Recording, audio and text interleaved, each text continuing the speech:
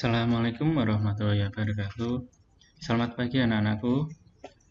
Mari awali kegiatan ini dengan baca basmalah terlebih dahulu. Bismillahirrahmanirrahim. Oke, selamat pagi anak-anak. Pak Iri tetap ingatkan kembali, silakan anak-anak tetap jaga kesehatan, makan yang teratur, membantu kedua orang tua, dan tetap selalu sholat dijaga ya 5 waktunya. Nah, anak-anak, untuk pembelajaran hari ini kita masuk di tema 6, subtema 2 pembelajaran 4, yaitu tentang energi dan perubahannya.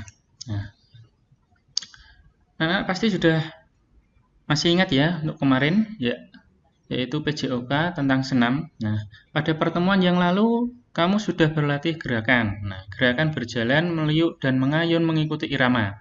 Hari ini akan mengulang gerakan tersebut. Alat yang digunakan kali ini adalah lembing atau bola seperti gambar berikut. Nah, jika tidak punya, silakan menggunakan bola yang sama kayak kemarin.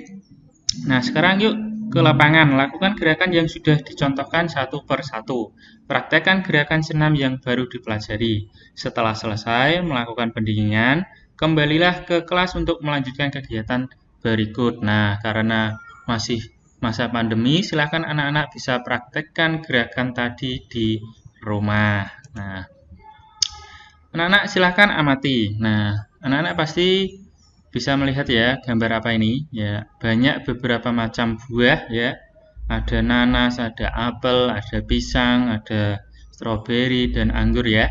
Nah, apa nama gambar di samping dan apa manfaatnya? Nah, yuk kita bahas. Nah, perhatikan nih di atas itu banyak macam-macam buah ya. Nah, yang kita bahas yang di bawahnya, cara proses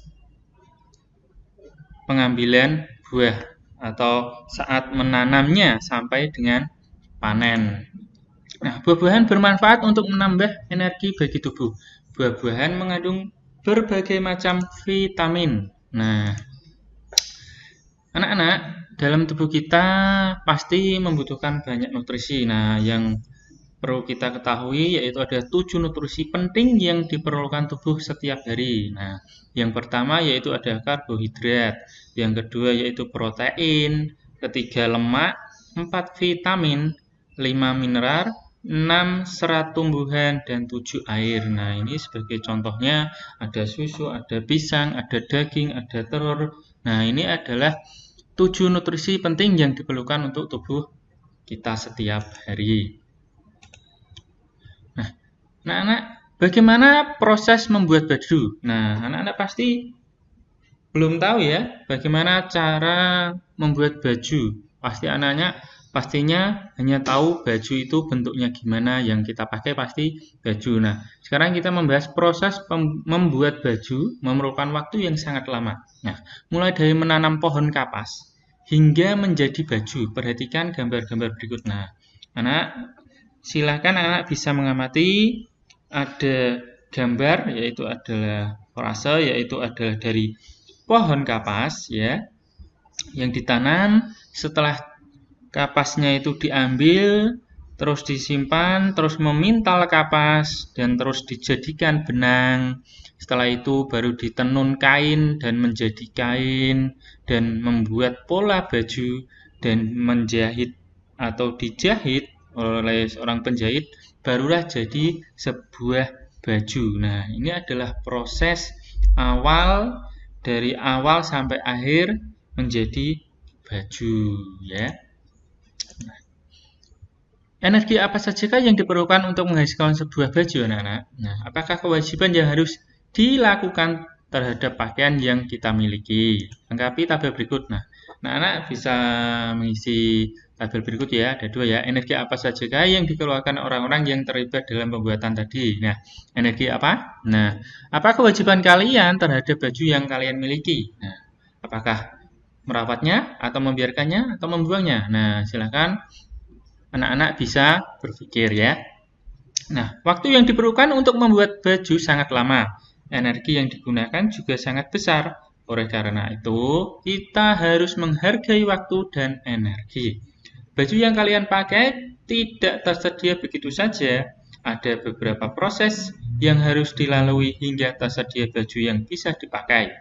Untuk membuat sebuah baju, seorang penjahit memerlukan waktu yang cukup lama. Mulai membeli bahan di toko, memotong bahan, dan akhirnya dijahit. Setelah dijahit, jadilah baju yang dapat dipakai. Itu adalah proses cara membuat baju. Nah, silakan anak-anak bisa berlatih. Ada sebuah soal, ya. Nomor 1, Pak Made menanam bibit jagung pada awal bulan April. Pada akhir bulan Juli, jagung sudah siap dipanen. Berapa lama proses menanam jagung tersebut? Nah, ini menunjukkan bulan, satuan bulan. Kemarin anak-anak sudah bisa ya. Bulan itu ada berapa? Ada 12 ya. 1 tahun ada 12 bulan.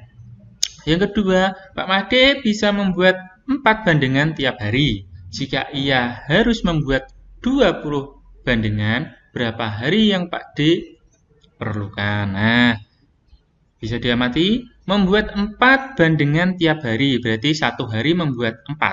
Jika ia harus membuat 20 bandengan, berapa hari yang dibutuhkan Pak Made? Nah, anak-anak bisa memahami ya. Yang ketiga, pada hari Senin, Melani membawa bahan ke tukang jahit. Melani ingin membuat baju. Pada hari Minggu, baju Melani sudah selesai dijahit. Berapa harikah waktu yang diperlukan menjahit untuk menjahit baju Melani? Nah, anak-anak perhatikan. Hari Senin, ya.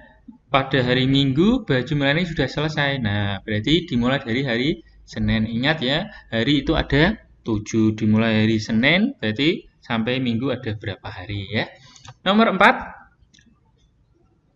Togar membantu ibu memasak di dapur. Ibu mulai memasak pukul 08.00 yaitu jam 8 pagi. Pukul 10.15 atau jam 10:15 masakan itu matang. Nah, berapa lama waktu yang diperlukan untuk memasak? Nah, ini menunjukkan jam dan menit. Nah, ada berapa waktu yang diperlukan, berapa jam dan lebih berapa menit ya. Yang kelima, Ahmad mencuci baju pada pukul 09.00 atau jam 9 pagi. Waktu yang diperlukan untuk mencuci baju 45 menit. Nah, pukul berapakah Ahmad selesai mencuci baju? Ya. Ingat ya anak-anak, jika 1 jam itu ada 60 menit. Nah, silakan anak-anak bisa mengerjakan soal dari Pak Guru. Silakan disalin di buku tulis ya anak-anak. Nah, ya, terima kasih. Sampai jumpa. Silakan anak-anak kerjakan tugas dari Pak Heri. Pak Heri masih ingatkan ya, silakan jaga kesehatan, makan yang teratur, tetap membantu kedua orang tua di rumah ya.